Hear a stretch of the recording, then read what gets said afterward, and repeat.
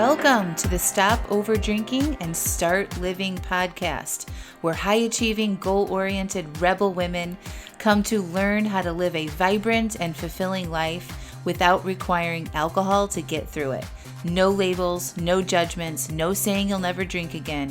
Just real proven methods to help you stop rebelling against yourself with alcohol so you can drink less and do more. I'm your host, Angela Mascenik. Let's dig in.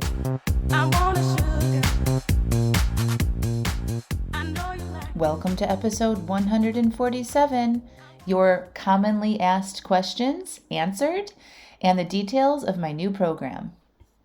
Hello. How are you all? Well, I'm super excited for this episode because I held a public Q&A session and answered some very common questions that I get from you all. Maybe you're on my email list or following me on Facebook or just listen to the podcast, but I answered your most common questions, such as, what do we do if my spouse drinks or my partner drinks and I want to cut back? And how do I not feel deprived? And I don't want to fail. And I dive deep into each of these questions, and some of you attended live actually, and I got to answer more questions. And I shared all of the details of my new and improved and upgraded Stop Over Drinking and Start Living 2.0 program. So make sure you listen all the way through to hear the details of that. And you don't want to miss, because I'm currently accepting applications, and there's some fun bonuses and things that you can get if you get your application in and you're approved early. All right, enjoy the episode. Welcome to the Q&A call with Angela Mascenik. The first question that I hear probably is the number one question is, what if my spouse drinks? Or family and friends drink? Same type of question. And I want to cut back.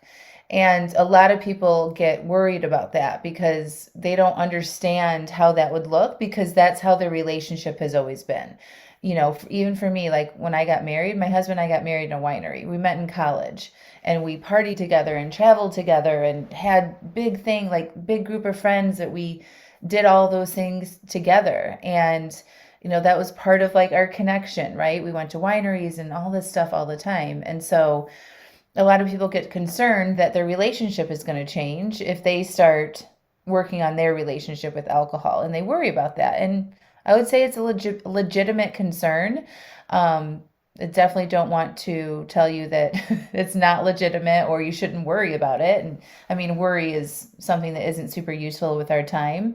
But this is what I have found through coaching. Most of the women inside my program are in a relationship of some sort, and their spouses or partners also drink.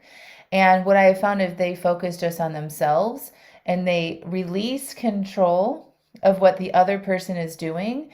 It is so much more helpful, because when they just look to themselves and understand why they're drinking and they work on that instead of being distracted with what the other person or friends or partners are doing and thinking that they should be supporting me, right? If you release all of that and you just turn your focus and attention on yourself and solve your own over drinking, what happens is, first of all, you don't show up and trying to push your agenda and be like, we got to do this together. And, you know, let's not drink Monday through Friday together. And then if they end up coming home and drinking, like, you're going to be like, right? I thought we were doing this together and now you're not being supportive, and I might as well drink, right? Like, you're giving your power away when you do that.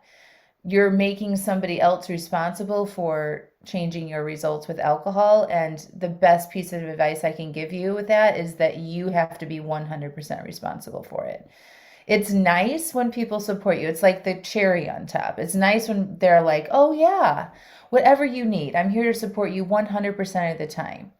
But we also know, by being alive for the number of years that we have, that even though what people say that, it's really hard to stick to that for them sometimes, right? So like, they're not on the same path as you, maybe, with wanting to change their relationship with alcohol or food, and they don't want to not drink sometimes, right? So we want to give them permission to just do whatever they're going to do, and instead focus that energy on ourselves. So what that looks like is, if, say, you know, you decided that you weren't going to drink Monday through Thursday and your spouse comes home and he's like, oh my gosh, I just bought your favorite bottle of wine. Let's celebrate. It's blah, blah, blah. Maybe, you know, you got good news or something like that, right?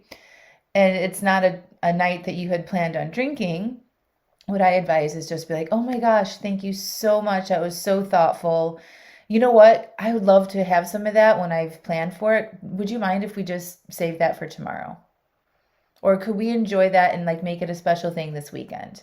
Or whatever the situation, like, so we don't make in the moment decisions with alcohol, but we don't get mad at them for not supporting our goals. Does that make sense? So it's just like, oh, thank you. This is what I do. Oh, thank you so much for thinking of me. Would you like some of this? I'm happy to open this for you. I'm not having any tonight. Right? That kind of energy comes off. It's like, it's appreciative, it's thanking them. They haven't done anything wrong. And it feels better for you when you show up with more of like this appreciation for the thoughtfulness or whatever it is, and you don't turn it around and make it mean that they're not supportive of you. Okay, so when you think they're not supportive of me, they knew that I wasn't drinking during the week or whatever the situation is, what do you feel when you have those types of thoughts? Somebody just comment. What do you think you feel when you're like, they're not being very supportive? Probably like resentful, angry, upset, right? Stacey says angry. Yeah. And then what do you do when you feel that way? Maybe you go hide. Maybe you yell at them, right? Maybe you go eat something, rage eat, like, or maybe you end up drinking. Like, what do you do from that place? Kimberly says, I always fail if my husband buys wine for me when he gets his. Why do I feel like I can only go alcohol free when he's not in the house? Yeah. So that means that you give your results away to something that he's doing. And that's not very empowering, right? So it's like everything has to be perfect. This is like what I talk about self-abdicating. You're making him responsible for your results with alcohol. So what you're doing is you're saying, okay, if he's here and he brings wine home, I drink it. I don't have any control over that. And that is not really helpful for you because you lose your power. And like the way I teach stop over drinking and changing your relationship with alcohol is learning how to be empowered, learning how to feel good about the decisions you've made, no matter what other people are doing or what happens outside of you. Okay, so the freedom comes when you can be like, oh, it's so nice he thought of me. He gets to enjoy his glass of wine and I get to focus on me. Right? You turn that attention into you and you just practice. Like if your husband or spouse brings home a bottle of wine or whatever you like, or your friends stop over unexpectedly, or you get invited out unexpectedly, you get to practice just working with your urges, feeling that want for the alcohol and not responding to it, retraining yourself in those situations. So I would practice that and letting go, like don't make them responsible for how much you drink, okay? And letting go of the anger and choosing just like, oh, they're so thoughtful, right? That feels so much better when you think that way. And then you're less likely to want to numb out, right? That you're like, oh, okay, I can do this. Like they can enjoy their drinks. I can pour myself a really nice mocktail. We can sit here together and the experience can still be had. I just don't have to drink from it. Yeah, Kimberly, you got to practice it. Like we have to be willing to practice, right? So like I would just plan like now, the next time that happens, that what your plan is, how you're going to, visualize yourself saying that in your head. Like really like instead of visualizing anger and resentment and like what you would normally do, visualize a new way to show up. Visualize yourself saying, oh, it's so thoughtful. Hey, you're welcome to drink that. I'm not drinking tonight. If you want to save that for when I have my planned drinks, happy to, or I'll just have a sparkling water with you and we can sit and chat. So much nicer, right? So much less angst. Let me know if you have any questions about that. So basically the advice is to turn the energy back to you. Look at what you're thinking and feeling and look at the underlying stuff that's happening for you that makes you want to not go towards your goals, okay? And let them do whatever they're going to do. And when you do this, I swear they will end up drinking less as well. All of my clients tell me this. We actually have a podcast on it. Amanda, since you're here, if you want to pop that in there. But we had my clients come on who had spouses that drink heavily as well. And they talked about working through some of that stuff and how their husbands actually ended up drinking about 50% less by default. It's pretty amazing. My husband had the same experience. So for the first time when I started doing this work myself, I didn't make him do it with me. I made him do all of the other diets. It was crazy. Juice fasts, Atkins, green smoothies. I mean, extreme shit. And I would like, come on, and like sell him hard on it. And then we would do it, right? And then it would last like a week or something. And then he would like go secretly eat pizza, and I would get so pissed. And this time I'm like, you know what? I can only control me. And I'm the one that wants to change my relationship with alcohol. So I'm going to work on that. And I'm going to let them do whatever they need to do. So much easier. Thank you, Amanda. So, Michelle, I think this will answer your question about, you said you're having a hard time getting past urges. So I want to talk about deprivation. That was a question that we got in the last Q&A that I did that I don't think I addressed directly. So deprivation is a feeling that we have when we feel like we might miss out, right? So like deprivation is like, oh, I can't have something, right? So when you think about going to a social event or vacation, or you're around other people that are drinking, or you could just be a Tuesday night and you normally drink and you've had a long day, right? You might feel deprived by not drinking then as well. So deprivation is a feeling that occurs. It's an emotion that you have by how you're thinking. Deprivation doesn't just happen when you don't drink or don't eat pizza or whatever it is that you want, right?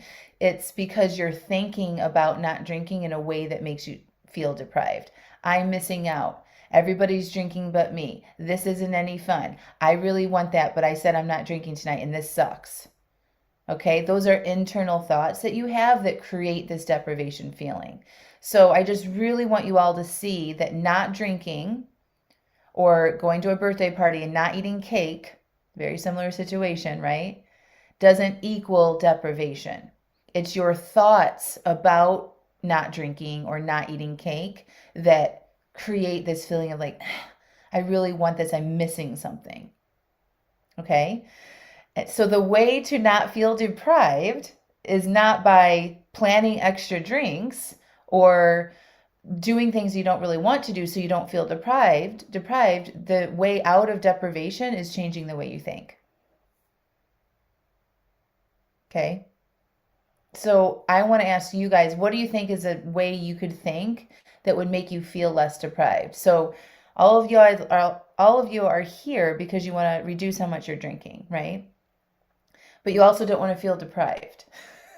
So you kind of put yourself in a hard place, right? You're like, I know I want to not drink as much, but I also know I don't want to feel deprived. So sometimes, this is how it was for me. Sometimes I would just give in and drink more than I wanted to because I didn't want to feel that deprivation, right? I didn't understand at that time that it was my thoughts about not drinking that created the deprivation. Okay? So helpful thoughts, you want to remember why you've chosen not to drink, or you're only having one or two, right? So when you're in those moments and your brain's like, oh, this really sucks, I really want to drink, I don't want to feel deprived, everybody else around me is doing it, you need to zoom out in that moment and remember why you put that boundary for yourself in the first place, why you decided ahead of time that you didn't want to drink tonight, because you have this bigger goal to improve your life by drinking less. Okay? And it's okay that it's uncomfortable, right? It's okay that you're having urges. It's okay that your mind is like, oh, you should really have something. All of that is normal. But you can reduce those uncomfortable feelings by not sitting there and being hard on yourself and like, this sucks, and using negative thoughts to amplify some of that uncomfortableness. Okay? So when I was doing this work, and this is what I recommend to my clients, is you want to manage your mind before you go into those situations. So you know that you want to drink less. You've made your plan to drink, a certain amount or none at all. And so you want to explore what you are thinking about that before you go into the situation. What are my thoughts about drinking less tonight? What are my thoughts about not drinking at the party tomorrow? And just get it out so you can get awareness about where you are mentally with not drinking as much. Make sense? And then you can look at these thoughts and be like, oh, okay, well, if I keep thinking these thoughts, how am I going to feel when I go to this event tomorrow? Am I going to feel deprived? Am I going to feel nervous? Am I going to be worried that I'm going to fail? right? So by uncovering those types of thoughts, you will see where your mindset is, right? And remember, your thoughts, your mindset is what creates your results. So if you don't check that before you go and you go into the event or the situation and you're worked up, you're probably more likely to drink more than you want. Because our thoughts create our feelings and our feelings drive our actions. Okay, so if you go into it feeling deprived, you go into it feeling worried or nervous or anxious, right? And you don't know how to pause and stop and reflect and process that and interrupt that pattern, then you're more likely to drink. Make sense? Right, Stacy, I deprive myself of other things when I drink too much. Absolutely. That's another like way to poke a hole into the thought and idea of I'm going to be deprived. What are you depriving yourself of your life with over drinking? What are you depriving yourself the next morning? Good night's sleep, well rested, nice, not puffy face in the morning, heartburn, headache, dehydration. You get to get so much more out of your day when you don't do that, right? So you're depriving yourself of feeling good if you overdrink. It's good. Can you guys hear my dog?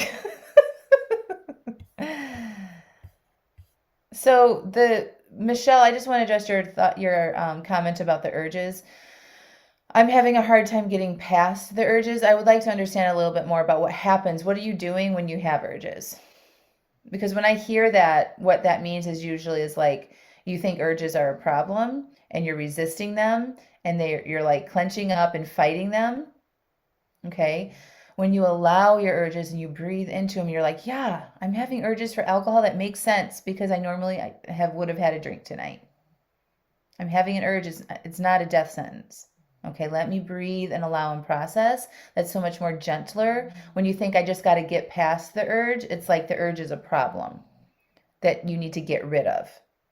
And the goal isn't to get rid of them, is to allow them so you can work on your desire for alcohol. You have a high desire for alcohol right now. And to get that desire lower so you don't want it as much, you have to welcome the urges to come in and work through them. Okay, and we don't want to resist it. Okay, so what happens is you usually drink. Yeah, so you're probably fighting the urge and then you give into it. Okay, so you're letting the urge drive the act of drinking. Yeah, so when you do that, you just build more desire. So you're just training, you keep training your brain that when you have an urge, you drink. So you create a stronger neural pathway there. So the way out of that is to interrupt and allow yourself to be with the urges and not give it a reward on the other side. Your brain wants to be efficient. Okay, so it's not going to keep delivering you urges if there's no reward on the other side. So we want to allow that desire to be there and breathe and process through it. Okay, don't replace it with like food or something to distract yourself from it. Really use your breath to let that come in and work through it and relax your body. Michelle, you have to be comfortable being uncomfortable, which is hard.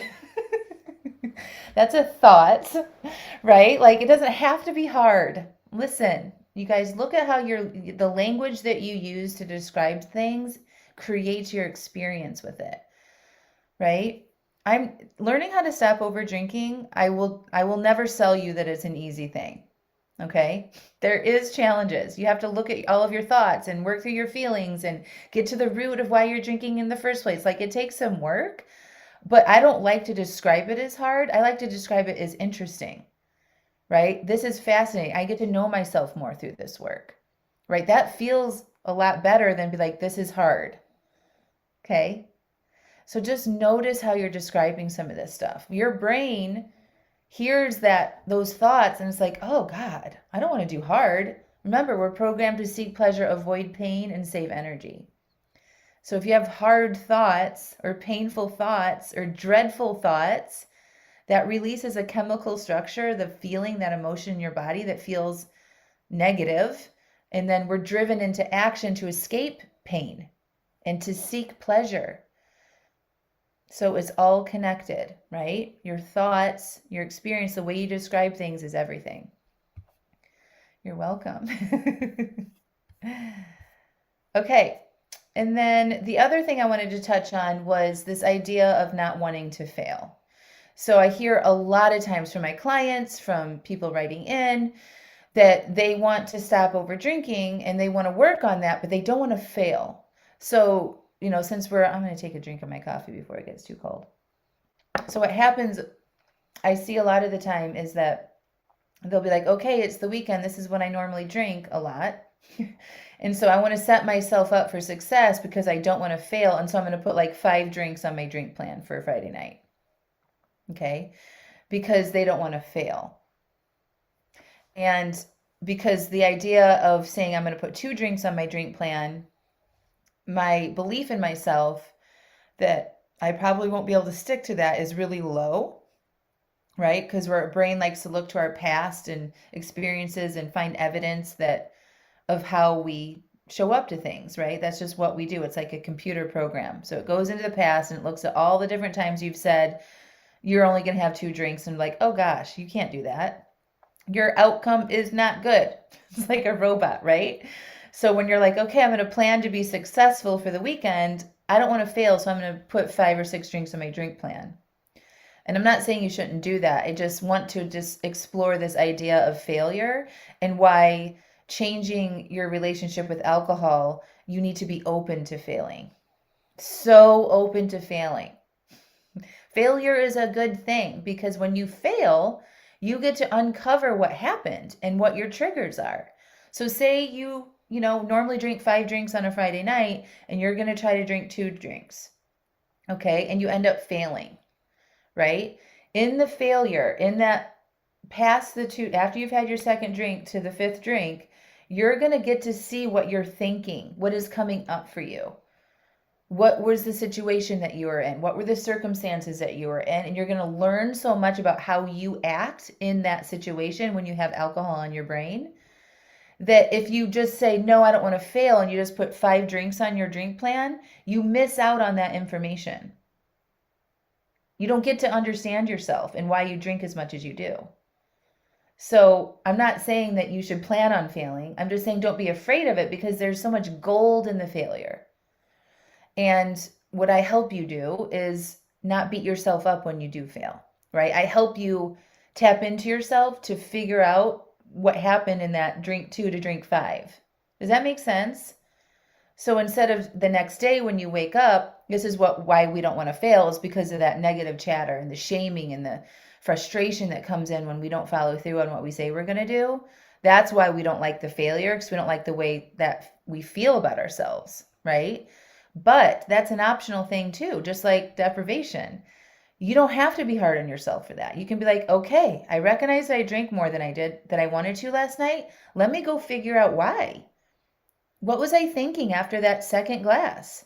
What was happening in my situation? Was I conscious? Was I paying attention? Did somebody say something to me I didn't like? And go in like an investigator and look at what happened in that time. And then you can learn from that and have a new strategy for next time and be aware of some of those things that might trigger you to want to drink more and be like, okay, I'm aware of this now. And since I only want to drink 2, these are the things that I've decided to do in this time to make myself successful next time. And then you grow. You learn a bit more, you try again, you grow a little bit more, right? So don't be scared of failing. Be willing to fail and learning from your failures. Yeah, so interesting, Stacey says, and having the chance to get to know yourself better. Changing your relationship with alcohol isn't like it's an internal thing with you. Your thoughts, your feelings, your emotions, all of that is an internal relationship that you have with yourself, right? How you perceive other people, how you perceive the world around you, right? Those are your thoughts about your job, your relationships, your health, right? That is the relationship with yourself that you want to look at. It's your thoughts and your feelings. And so if you say, I don't want to fail, and so you don't try, you never get to uncover that stuff. And that's the underlying reasons to why you're drinking. So if you're not willing to do that, you're just going to keep going with a lot of start and stops and saying, I'm not going to drink, or going on a 30-day break and then going right back to your old behaviors. So to make permanent changes with your relationship with alcohol, you have to be willing to look at that, and that requires some failure. It just does. So your tolerance for the failure does get better over time. But the women in my program who have been the most successful, don't make the failures mean anything. They get curious, they figure out what happened, and then they just keep going, right? Usually what happens is if we have a failure, it stalls us. We like get really down on ourselves and we just kind of like get into that old pattern again of over drinking and overeating. Right. And so then we might do that for a while and then we get really sick of ourselves at one point and they're like, okay, enough's enough. Right. And then we do it again. But if you look at success, like if you're looking at a chart, right, and looking at success, it looks like this, right? There's growth and then fail. Growth and growth, right? It just kind of goes up and down, but over time, you're going in an upward trajectory, right? The money in the failure is getting yourself back on track faster so you can reach your goals faster. Okay? Instead of shaming yourself and being hard on yourself, and that just keeps you where you are. Oh, Leah, I responded to your email. I'm so sorry. I'm just getting to this. It comes under Angela Mascenik Coaching. So I responded to both of your emails. I'm sorry if you didn't get those. But yeah, it just comes under Angela Mascenik Coaching. If you guys put it on your credit card, it does not say anything about stop over drinking. So, yep. A lot of people are concerned like that. So that's what it says. Just my name, Angela Mascenik Coaching. So you say, I've learned to control the eating, but not the drinking. In some ways, I exchanged one for the other. Pretty common. You know, if you don't give yourself that little space whenever your normal patterns are. So like say you drink in the evening, right? And you don't want to drink in the evening anymore. A lot of people just go start snacking, right? Because there's something there. Like that's where you like, don't do anything for like an hour. No eating or drinking for like an hour and see what comes up for yourself. What are you feeling? Are you bored? Are you anxious? Are you stressed? Like we need to uncover that. Right? If we don't uncover that, we just go do something else. Maybe we get addicted to Facebook. Maybe we get addicted to looking at Airbnb or shopping or, you know, doing something else that doesn't really help us address the underlying issues.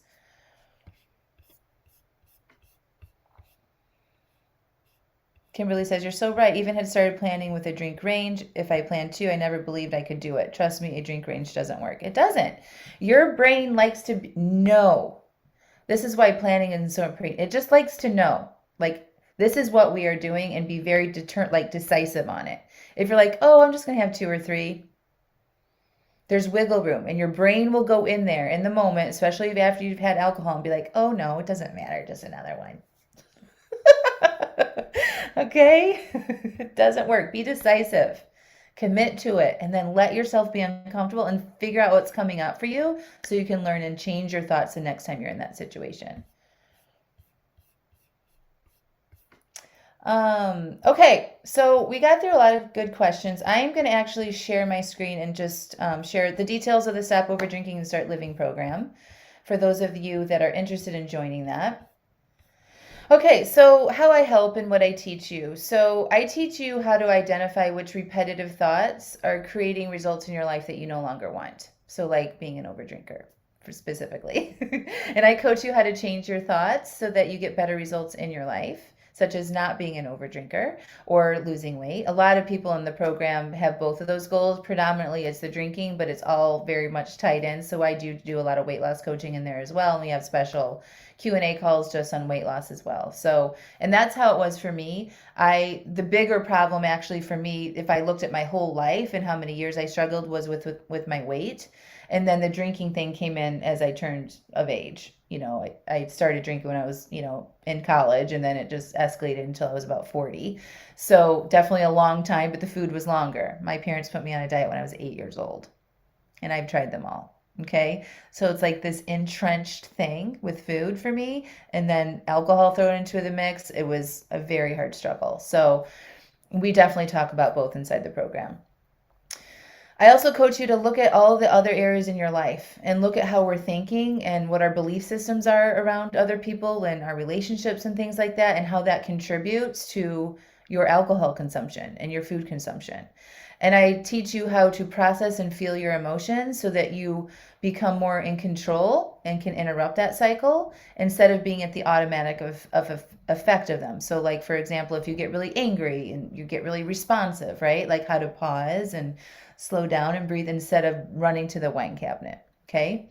So when you change the way you think and feel, that's when you make permanent changes with your relationship with alcohol. So when you look at what happens between that second and fifth glass, or 0 and 2, or whatever, like if you've decided not to drink, when we look at that, analyze that, get coaching on it, and then you become a different person, and you don't need alcohol to manage in your life. Your husband can bring home wine, your friends can drink around you, and you're just neutral about it. So you would be a good fit if you fall into any of this. You tell yourself you're only going to have 1 or 2, but typically drink more than you want. The other thing I want to say is that I can't help you get off alcohol. If you feel physically addicted to alcohol and you would worry about your health if you took a few days off, this is not right for you. Okay, I'm a life coach. I'm not a medical credential. I can't, and it's all virtual. So if you feel like that is you would want to seek some sort of, more intensive treatment program. So anyway, if you're a good fit, if you struggle with honoring your commitments to yourself, you've tried to cut back in the past but failed to make it permanent, you often drink as your go-to for relaxation or pleasure or to wind down, and you are noticing that you're not really doing the things that you actually want to be doing in your life, and you feel stuck and overwhelmed, and you're just kind of doubting that you can do it at all, you're probably a good fit for the program. So the details of the 6-month coaching program are, it's small, it's women only, it's a group coaching program, and I have 10 spots available to join me. We have a live kickoff on October 26th, so I'm filling up the program right now for us all to come together and do a live workshop. I've never done it this way before, and we're going to spend a few hours together. I'm going to coach you. I'm going to help you create your goals. We're going to get right into the best mindset possible that you can have to start your journey with the most success possible. It's application only. And Amanda, if you're still here, why don't you pop that application link in the chat just so we can have it. There's an application required. I'll get into that in a second. So this is a really good sort of testimonial about what this process looks like. So the program is 6 months long, and this is what somebody wrote in about it. She said, I can honestly say that nearing the end of month 5, my desire for alcohol is diminishing more and more each week. I plan my drinks for the week. I plan my food each day. Love it. I had 5 weeks of no drinks inside the program. I've had no drinks Monday through Thursday. I've had tons of social situations not drinking, and yep, I've had a few over drinking nights too, and I can count on half of one hand though. I've experimented with it all.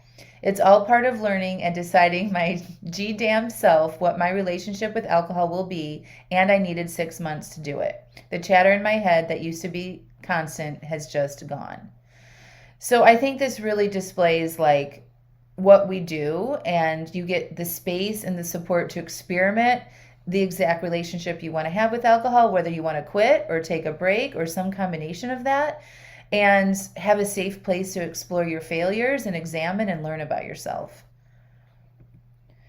So each week inside the program, you're going to have 2 opportunities to get live coaching. So what that looks like is I email the group the day before and I say, hey, tomorrow's our coaching call at 6 p.m.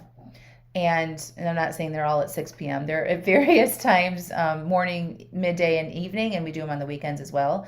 So we just let you know 24 hours ahead of time and reminding you of the coaching call, and then you reserve your spot by saying, I'd like coaching tomorrow. And then during the call, I'll be like, all right, Stacey, you're up, and I'll coach you directly. Okay, so it's individual coaching for you and your specific situation, but it's done in a group environment. So there's other people, other members on the call who can witness and observe your coaching and apply your coaching to their own lives. And then when I'm done with you and your direct coaching, I'll pull on the next person, and then you can observe me coaching that person. Okay, so it's kind of similar to this. When you guys ask questions, I give support, and then everybody in the group gets to benefit from hearing the answer, right? Except that it's on video. So I would be coaching you on video. And that's how it works. So in 1 hour, we might get to 3 or 4 people. I don't have like everybody gets 20 minutes or anything like that. Usually it just comes to a natural conclusion, and then I put you back as an attendee and I bring on the next person. Okay. So there's a total of 10 of those a month. All right. All of them are recorded and uploaded into a members only website. So if you can't make them live, you can go watch a coaching call replay and get super valuable coaching on demand. And then we also have 2 other Stop Over Drinking and Start Living mentor led calls. These are women who have been inside the program a little bit longer. They've applied the tools to their lives. They've completely changed their relationship with alcohol and or food. And they come on and they give you their tips and advice and answer your questions. So this is just a sample coaching call calendar. Like I said, range of times, morning, mid-afternoon, evening, weekend. And we release the calendar a month in advance so you are able to plan your schedule around it. Every month, also inside the 6-month program, you're going to have some self-paced work. So you'll get a workbook that takes a deep dive into one area. So the first month when you join, it's all about learning about your feelings and learning about yourself and how you react to certain feelings in that work. And there's like a daily exercise and a workbook there that you do. That takes about 15 minutes a day. And then there's some tutorial videos from me teaching you the concepts that you learn about in that workbook in that month. Okay, so there's a workbook and videos every month of the program. And the membership is in a way that as soon as you join, you have access to those first month's materials, and then when we're done with that month, then it unlocks month 2, and so you can stay focused and not get overwhelmed with all of the information inside the program. And then it just moves you through the program, and this is also where the coaching call replays are housed and any other worksheets or materials that we might have. We also have a bunch of archives that are previously recorded classes I've done on relationships and weight loss and feelings, and I'm always doing something new for the members. I'm bringing in, we did a sound bath experience. I brought in this like sound healer, and we all did this meditation experience. It was really fun. So I try to bring in some different things like that once in a while just to, learn and apply from different modalities and what I'm teaching you as well. So your membership also includes a private Facebook group, and this is where you can get daily support if you want through coaching, through written coaching. So you would write in to the Facebook group with your issue, and then myself or the other coaches or mentors would respond to that and support you, and that's where you would connect with other women inside the program as well. So that's pretty much the details of the program. Monthly workbook videos, 2 to 3 coaching calls a week. It's all on a membership platform that you have access to. It's on lockdown for only paying members. We only keep coaching call replays up for a month to protect all of our members' privacy. I take that very, very seriously. I know that this is a sensitive topic for us. You can also join anonymously if you want and not have your name associated with anything. We've had a few people do that and come on to coaching calls without your camera on, totally anonymous if you would feel more comfortable doing that as well. We also have I mentioned this earlier, a live kickoff to the program on October 26th. We're all going to come together. I'm going to help you create your goals and plans together and get your mindset in the right place. So normal results after the 6 months are over is this permanently stopped over drinking. On average, 80% reduction in how much people are drinking. So that looks like maybe a nightly drinking habit. A lot of people that join are drinking a bottle of wine a night. Maybe sometimes not that much, or they just drink really heavily on like Thursday, Friday, Saturday, Sunday. But looking at 80% reduction, if you're drinking a bottle of wine a night, you would be drinking a bottle of wine over a weekend versus a bottle of wine a night. So it's quite the reduction in that. If you show up, you're committed to doing the work in the workbooks, you get regular coaching, that is a result that you can expect to have. Also, the freedom that you have when your mind isn't freaking occupied and focused on this all the time, right? So I want you to imagine going through your day and not thinking and worrying about alcohol. What that might open up for you. So that's what members report to me as well, and that's been my own experience with it too. Your skill to process your emotions and not be responsive to them, save money on alcohol and missed financial opportunities, and then going out into social situations or being around people that drink without having those feelings of deprivation, without feeling like you're missing out, and just being totally comfortable and it just not being an issue. So the investment for the 6-month program is $5,500. So that, again, just to kind of recap that's 14 live calls a month. And for this week, I'm actually throwing in an extra month inside the program as an incentive to sign up and get your applications in. So you actually get 7 months for the $5,500, but that's going away by the end of next week. You get unlimited written daily support inside the Facebook group. You got the bonus courses and workshops, and then you get the live workshop all if you join before it kicks off. So that's the investment. And then like the additional bonuses that I have right now are the extra month inside the program, and then we get the live workshop. And then for people that get their applications in within the next couple days, I'm sending you my favorite book. It's called The Happier Hour. a happier hour. It's about a woman who stops drinking and her journey through that. And then a blank journal to get you started on your journey. So that's what's available for you guys right now. And then the link to sign up, or not to sign up, but to submit your application to join the program is this link. And I know Amanda put that in the chat as well. So let me know if you guys have any questions about the program. If you think, if you have questions about if I think it'll help you, your specific issue with drinking and making sure that it will work for you, like please put those in the Q&A and the chat box so I can help answer those questions that you might have about it. Yes, Stacy, it gives you hope that you can figure this out as well. If I can do it, y'all, you can do it. Anything that was happening in my life, there was a drink in my hand. And now it's just removed from my life. I don't ever consider it a solution when I have a bad day. During COVID, both of my grandmothers died last year. It was like, oh, we need a glass of wine. Ever. It's just gone. So it's a miracle. When I think about that, it really is a miracle that happened because it was entrenched into my lifestyle. And I changed that through life coaching. I changed that by the exact same things that I teach you guys. We talked about today, what I talk about inside my programs. I was the party girl. I led it all. Encouraged people to go out, go extra drinks, bar hopping, hosted wine tastings, alcohol vacations, all of it. So I know that if I can do it, you can too. You're so welcome. You can make changes, Kimberly. You don't have to be perfect. Yeah, let go of doing it perfectly. Really, let go of that. It doesn't exist. Nobody's life is perfect. Doing this work I wrote about this in an email, I think it was yesterday. But it's I help women have better lives through drinking less. And it's not like rainbows and unicorns. It's just a real, authentic, powerful life on your terms. And it means that you are open to feeling your feelings and you're open to looking into your own internal dialogues and looking at your relationships and stuff like that. And that's work, that takes some grit and determination, but it makes your life so much better. It makes the possibilities that are available to you still left in your life seem possible, right? New jobs, new relationships, right? Any of that stuff is possible. Running marathons, most of my clients are almost halfway through their lives. And it can just be just the beginning. I have I call it BC and AC. So my BC is before coaching and AC is after. So that's how I refer to my life, is looking at my life, how I was resentful a lot of the time and angry and anxious all the time towards people, making people responsible for how I felt all the time, feeling underappreciated, all of that. To now, I know that I am 100% control of my life.